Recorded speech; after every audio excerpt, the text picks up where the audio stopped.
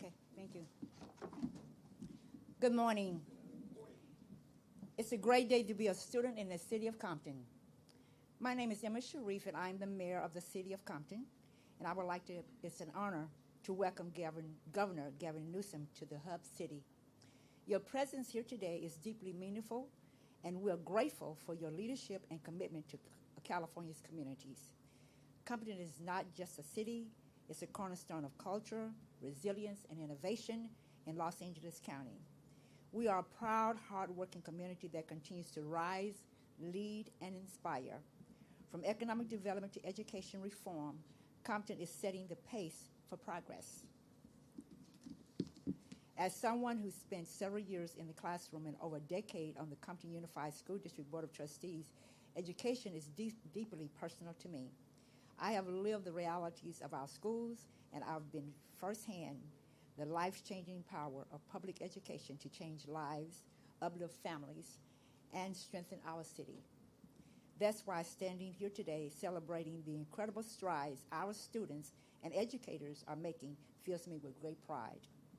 The latest California state test scores show Compton Unified School District is leading the way, ranking number 1 in performance among unified school districts with similar demographics, achieving math scores increases of 10.9 percentage points and English language arts scores increases of 2.5 percentage points over the past year. These results reflect the hard work of our students, the dedication of our educators, and the focused leadership across our district. These young people are not just students, they are the next generation of leaders, innovators, educators, and public servants.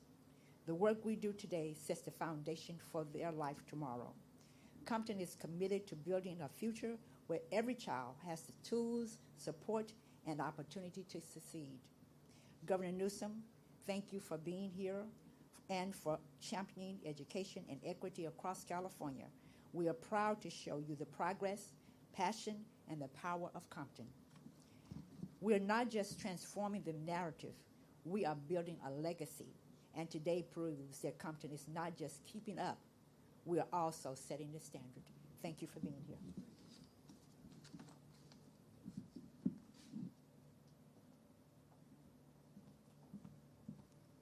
Good afternoon. My name is Susanna Miranda, and I'm the site principal here at Clinton Elementary School in the city of Compton, Compton Unified School District.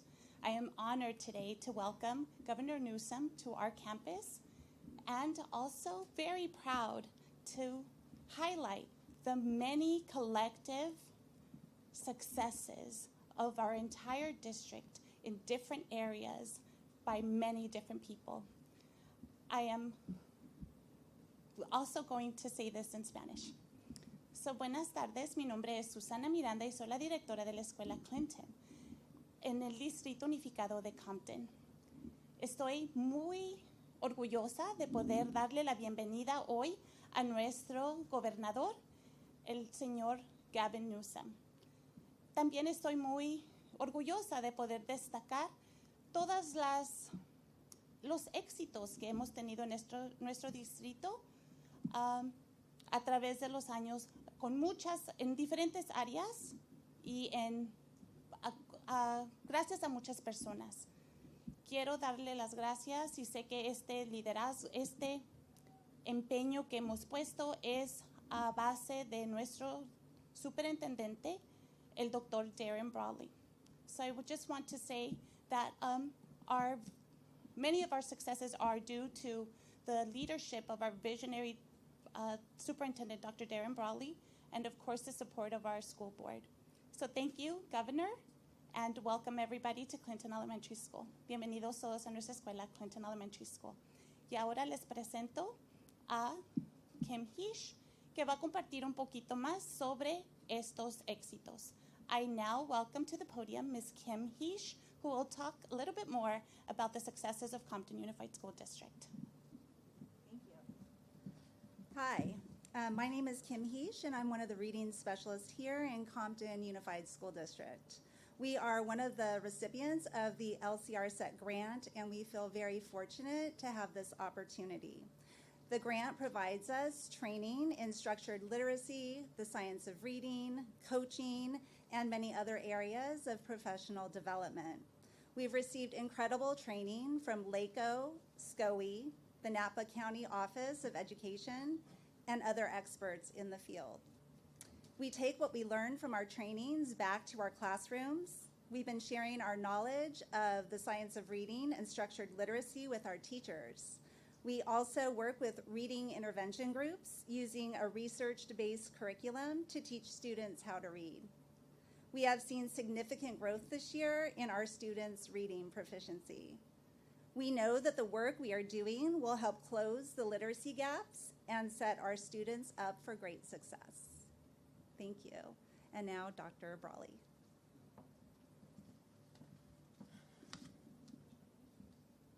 Good afternoon, everyone. I'd like to take the opportunity to welcome everyone. It's an honor to welcome Governor Newsom to Compton Unified School District. We wish to thank the Governor for his leadership and his commitment to ensuring that all students in California have success to a high-quality education. Today's event reflects a shared purpose, ensuring literacy for all. The Governor's emphasis on literacy is both timely and essential.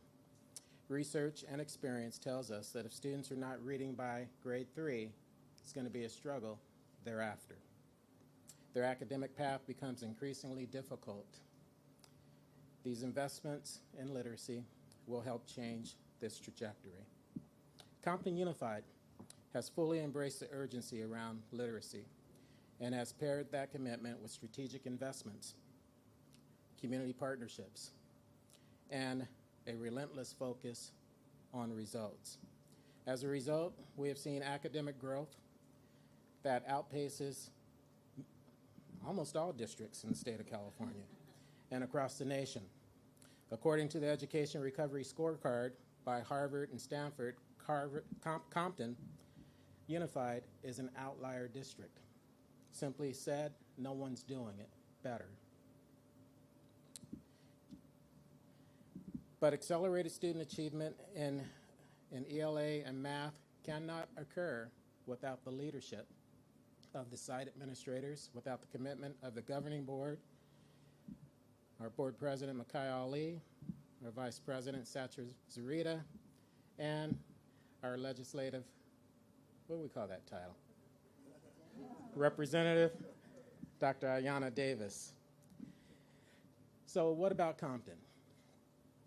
We currently hold the highest graduation rate in Los Angeles County, as well as the highest A3G completion rates in Los Angeles County for similarly situated school districts. Simply put, no one's doing it better than Compton.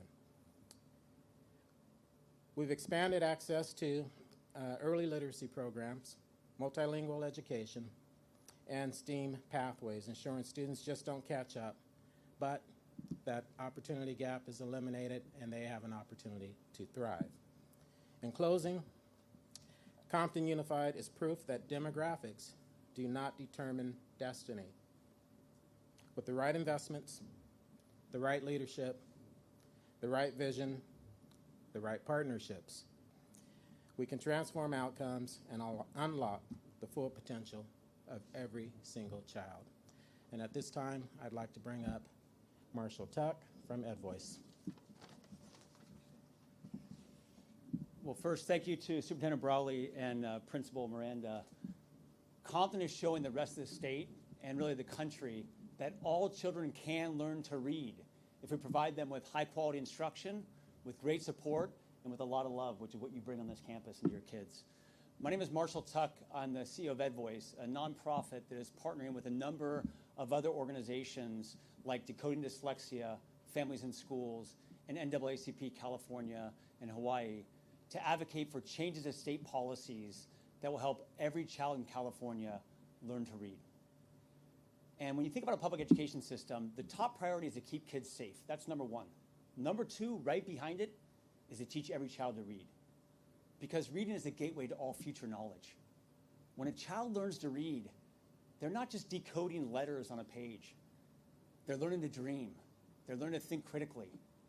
And they're learning to believe in possibilities that they couldn't see before. That's the power of reading. And fortunately, in our state, under the leadership of our governor and others like Superintendent Thurmond and Speaker Rivas and Assemblymember Rubio, our state is taking big steps forward towards all kids in California reading. We have TK for all, so that our four-year-olds can start their journey to reading earlier. We have universal screening for reading challenges in all of our elementary schools. We've pushed literacy coaches from the state level, funded by the state, into schools throughout California that are struggling. And the state's expanded bilingual programs. And hopefully this summer, the legislature will pass AB 1454 in the governor's proposed budget, so teachers get more training on evidence-based reading instruction. And so our instruction materials in classrooms align with what we know works for reading based on research and science. And I really believe it's a blessing to the kids of California that our governor struggled with literacy when he was younger due to his dyslexia. I think it's a blessing because it's helped so many young people, because I believe it's fueled your passion on this issue. And it really has had California make this commitment under this governor to literacy being a top priority for our state. And that is a blessing. And EdVoice and all of our partners, we are on this team that is all about how do we make California the #1 state in this country where every single child develops those literacy skills they need for success. We can do it. We got a ways to go, and we can get it done. We are so grateful for our governor and so grateful for educators like Superintendent Brawley showing the way. So now I'd like to introduce Martha Hernandez, who leads a lot of great work around English learners in the state. Thank you.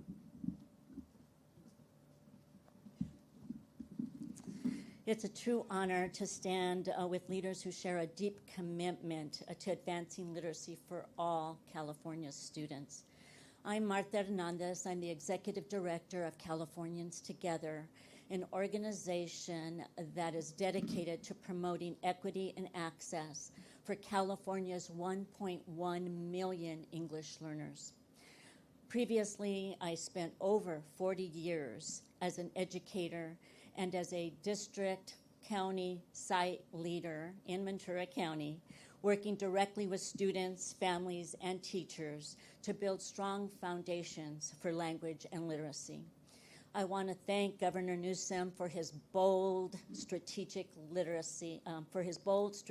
leadership and centering literacy as a cornerstone of equity, opportunity, and success for all California students, including our English learners and our multilingual learners. I also want to recognize Speaker Rivas for his thoughtful leadership in the legislative process, for his efforts helped bring stakeholders together around a shared vision. And so the investments in the budget trailer bill mark a powerful step forward. The alignment of literacy efforts with California's comprehensive English language arts, English language development framework reflects a vision of literacy instruction that affirms that foundational skills matter, but so do meaning-making, language development, effective expression, and knowledge of the world, all essential for multilingual learners to thrive. We applaud the recognition that literacy is not a one-dimensional skill, but a comprehensive journey. We are especially encouraged by the inclusion of integrated and designated ELD, English language development, supports for dual language immersion and biliteracy programs, and literacy coaches that provide support not just for literacy, but biliteracy and English language development. Investments that really recognize the strengths and needs of our diverse student population. The recently launched literacy and biliteracy resources, the literacy content blocks, and the preschool through third grade learning progressions provide critical guidance to help educators support young learners in both English and their home language. El mensaje es claro. No tenemos que escoger entre lectura y bilingüismo. Podemos y debemos abrazar los dos.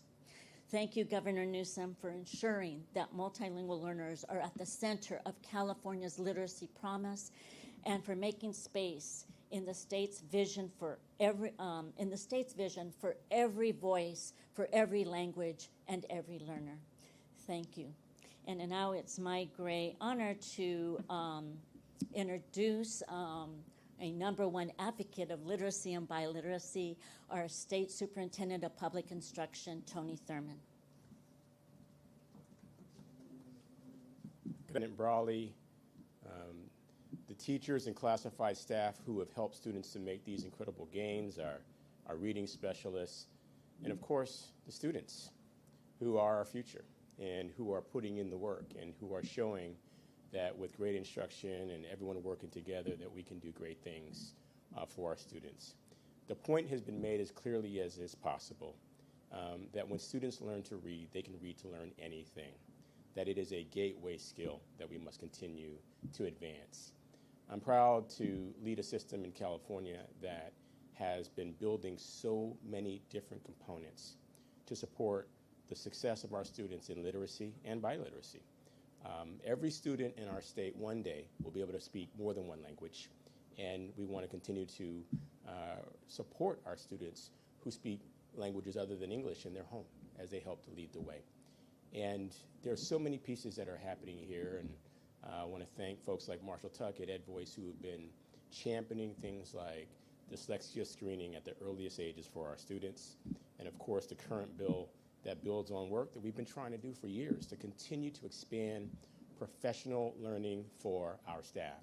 Our Commission on Teacher Credentialing has taken the proud step, the bold step, to make sure that every teacher preparation program has the key elements to make sure that our teachers are prepared with what they need to help our students learn to read.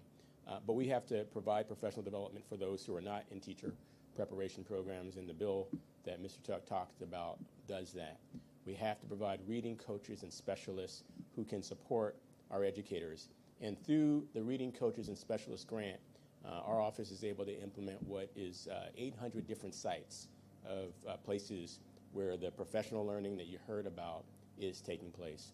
And I'm proud to tell you that this school and this district, thank you Superintendent Brawley for your leadership, this school and this district are part of a 2 million student strategy that we call Move the Needle to help build proficiency for our students in literacy and in math. And all these investments help our students to get there.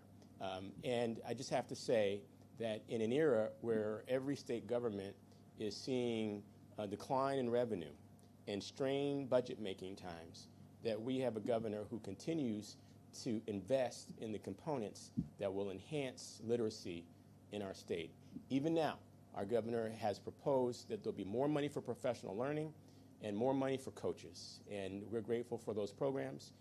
That is built on top of the programs that he has supported and that we've called for expanded tutoring time, as well as for more programs for English learners and dual language immersion programs. And so let us continue to march forward, congratulate Compton and Clinton Elementary for their accomplishments, but know that we have more work to do and that we will continue to do that work for every single one of our California students.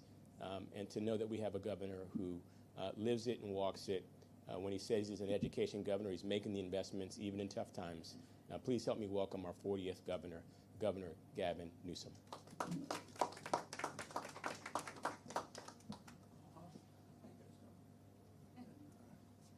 I told them they had to speak, but I'm getting them off the hook. Let me thank all of you very much for taking the time to be here. To the school board members, thank you for your leadership, your stewardship. Thank you for the privilege of your attendance. To our superintendent, thank you for your excellence. Thank you for leading by example. I'll talk more about that in a moment. To our mayor, thank you, Madam Mayor. To our remarkable leaders in education and leaders in this collective cause to address the issue of literacy head on, and those that spoke, including the superintendent. I'm grateful for the opportunity to share some thoughts about your work and our collective vision moving forward. It's not lost on me as someone that's long followed and admired President Bill Clinton. We talked a lot about the issues of community, and Madam Mayor, you began by talking about this extraordinary community, Compton. The superintendent talked about our responsibility in terms of advancing opportunity. 3 pillars in so many respects of the Clinton presidency: community, opportunity, and responsibility. And it's the emphasis on responsibility that I want to follow up on. We have a responsibility to do more and do better as it relates to the educational outcomes, particularly as it relates to literacy in this state. But I want to paint a picture and at least give you a version of the state of literacy in the state of California. From 2011, this is an interesting fact that doesn't get shared often. From 2011 to 2022, no other state in America did better with 8th grade reading than the state of California. We had the fastest growth of any state in the country. In fact, not only in 8th grade reading and 4th grade reading, we were one of 3 states with the fastest growth in 4th grade reading. The gaps, however, persist. And the reality is, frankly, we had such a low bar in 2011 that we're not necessarily jumping up and down on where we landed in 2022 and as we worked out of the pandemic, where we are today. And so it's a recognition that we need to be more resolved to do better and do more. And we are doing more than ever. And the new plan that we're putting out today, this Golden State Literacy Plan, is a step-by-step plan to make real what we are promoting. This is the work of many of the people you see behind me, hundreds and others that have participated in a process that has unfolded over the course of the last many, many years, that accelerated in the midst of the pandemic and post-pandemic. A focus on addressing these gaps, a focus on addressing strategies to improve outcomes. Marshall mentioned one of the critical outcomes that has been delayed but not denied, and that is a comprehensive screener for every kindergartner, first grader, and second grader. We partnered with UCSF, best in class. We didn't rush to do this. We did it the right way. We funded it with $28.7 million. We addressed the ESL issues that were component parts and concerns about a screener, and we are now fully implementing that free of charge all throughout the state of California. We're providing an additional $25 million to provide professional development on the utilization of that screener, and it will be fully operational this fall. We have backed that up with an additional request of the legislature to double down on our learning coaches and learning specialists. We provided those grants, thank you, $500 million a number of years ago. We're going to provide another $500 million to provide additional supports. The superintendent mentioned 818 schools that have taken advantage of these learning specialists. 3,000 teachers have gotten the training. We've created regional hubs all throughout the state, 12 specific regional hubs, and we've got literacy teams attached to those hubs. So we're doubling now the availability of those grants and the opportunity to continue to get reading specialists like those that are here in this district and like those that are behind me. We also recognize we need to do more in terms of preparing our kids. I say this all the time. Our kids are not left behind, they start behind. And that's why it's critical we talk about prenatal care. It's why it's critical we talk about 0 to 3, but it was critical that we finish the job, and we're doing it this year. And this is a big deal. This year, we have fully funded and fully implemented a brand new grade in the state of California. This was a vision, modest expansion, but we're going to fulfill the entire vision this year. $2.1 billion backing that up to do TK for all in the state of California. But here's the way we're doing it that's different than most. It's about quality instruction. And that's why we're putting an additional, this year in this budget, an additional $1.2 billion to reduce the teacher-student ratio from 12 to 1 to 10 to 1, which is a significant investment and one that we firmly are committed to in this budget. When the superintendent talks about those priorities, there are those that don't think that should be a priority this year. We're maintaining it because we think it's essential to not just talk about access, but to talk about quality when it comes to TK for all. Something else we're doing that is a big deal, and these things don't tend to get the kind of attention I think they deserve. Working with the legislature, the superintendent, and educational leaders throughout the state, we went on a journey over the last few years, and we are going to complete that journey this year. $4.4 billion of additional investment for After School for All and Summer School for All. That focus is firm. In fact, we're adding an additional $435 million in this year's budget to complete that job. 9 hours a day of enriched learning opportunity and a minimum of 30 days during the summer of subsidized learning, unprecedented in California's history. You may recall there was a governor many years ago, to his credit, talked about After School for All, but we invested just a few $100 million. We fell nowhere close to achieving that goal. This year, full commitment, Summer School for All, After School for All, and that includes high-dose tutoring. It includes intentional framework around instruction for those that are struggling with reading and literacy. Marshall mentioned the bill that we're proud to support and the compromise with legislative leaders and the leadership of the Speaker of the Assembly. We look forward. We attached that bill to the budget, so we mean business.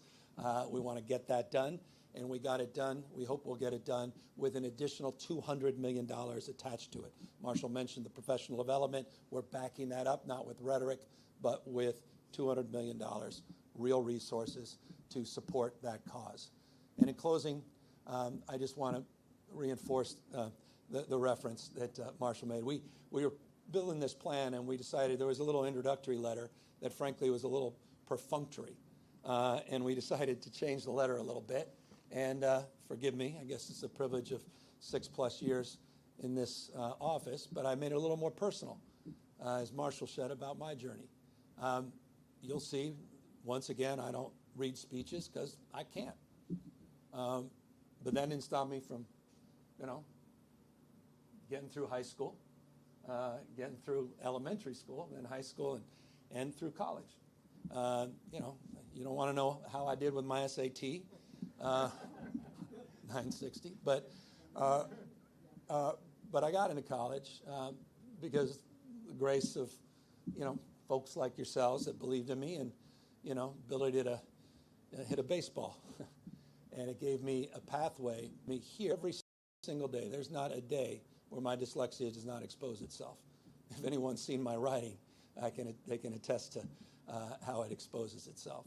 And so this has been an imperative for me to do more and do better in this space. We did $6.5 billion of learning recovery grants to get our way out of COVID. Some of the most important work was on the social emotional side, but also on the literacy side. And that really inspired this next iteration and inspired this plan. And so I know there's so many others that are on that similar journey. And I know that they are struggling, and I know that many are left behind. And a lot of those kids are called dumb. A lot of those kids end up in special education where I sort of crossed over here and there.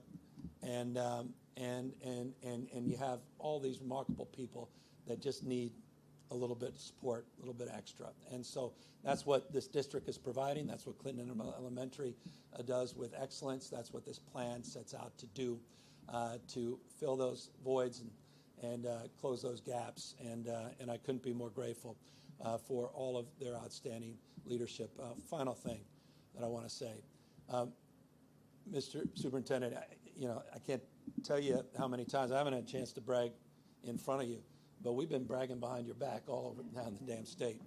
It's an extraordinary story, Compton.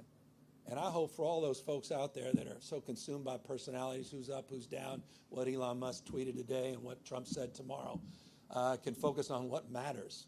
And what matters is happening right here in Compton. What matters is happening right here at Clinton Elementary. What matters is that they matter.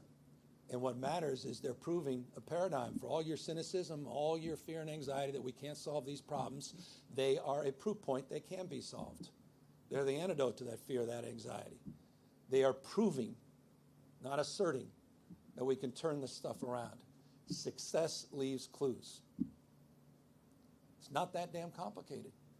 And so we would all be well advised up and down the state, across this country, to come to Compton and learn about how it's done. Right. And look to scale this. And so congratulations. If you guys aren't filled with pride, you sure as hell should be. This is a remarkable, remarkable story, and that's why we're grateful and honored to be here announcing this plan because so much of it is in practice and inspired by the great work being done here.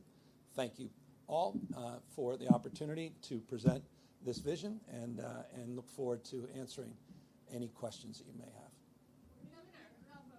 Kamala Harris was also in Compton today. Was that, I'm curious if that was a coincidence or purposeful, and also whether you think she's going to run for governor. You have to ask her about that. And I think it was coincidental, and I'm glad she was, and I'm not surprised she was. She's been here many, many times, and she's very close to the community, and I know she was invited by one of the principal leaders there at the high school. Do you think she should run for governor, though? I got someone right behind me running for governor, so I'm going to be very careful here and very respectful. I appreciate that. Anyone else? It's unrelated. I'm doing a story on this. Well, that was unrelated too, so I appreciate it. On that thread, the high-speed rail project, you continue to be a champion of the California high-speed rail project. What is your response to the Federal Rail Authority's announcement that the Department of Transportation plans to devote nearly $4 billion? Yeah, I mean, it's predictable, daylight and darkness. So, I mean, this is what Trump did the first administration, came up with, some nonsense. We got that money back. We'll litigate.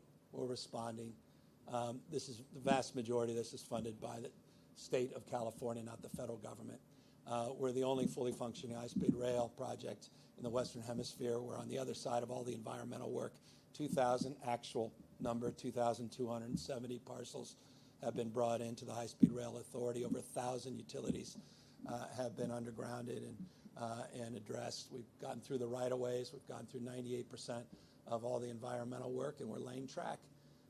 We're actually in the process, quite literally, of laying the track that goes to where the railhead will be. So we're on the other side of this process, and we're committed to finishing the job. Recently, you mentioned that transgender women competing in women's sports was unfair. Is there any action that you agree with that? Well, legislature, there were two bills in the legislature that didn't get out of committee recently. The CIF, we worked with the CIF on this latest iteration of what we try to find some balance. And we'll continue to work with folks of good faith that want to find a pathway here to address people's concerns. And forgive me, it's not an indictment. I do think it's interesting that we're having this conversation at Clinton Elementary talking about literacy and talking about one of the most critical issues facing education in the United States of America. And it just reinforces what that's all about and what the Trump administration's all about. And it's at the core, I think, of so much that we're going to have to figure out in this country. I appreciate the question. I've expressed my point of view on the issue. Legislature has a different point of view. The law was enshrined by the former governor. The law needs to change in the state of California for that process to unfold differently. But I think we would all do much better focusing on the critical issue of literacy and the critical issue of education in this country that is so much more important than the distraction that often is the weaponization on this issue. Anybody else? One more? Yeah. Another on the gubernatorial race, but I promise not. Oh my gosh, yeah. It's not uncommon, pretty common as the race heats up for candidates to criticize the sitting governor. That is the nature of politics as they seek to distinguish themselves. Do you think that will hurt your ability to get things done in the next year as the mayor's up? Are you suggesting that I was critical of Jerry Brown when I ran for governor? I don't know that it impacted Governor Brown's ability to govern the state. Quite the contrary. So, no. You should Google me sometime. I get criticized a bit. I think it's part of the job. Anybody else? Well, thank you all very much, and hope you all take the time to look at this step-by-step strategy. And again, compliments to all of you for all of your outstanding work and inspiring this moment. Thank you. Well done.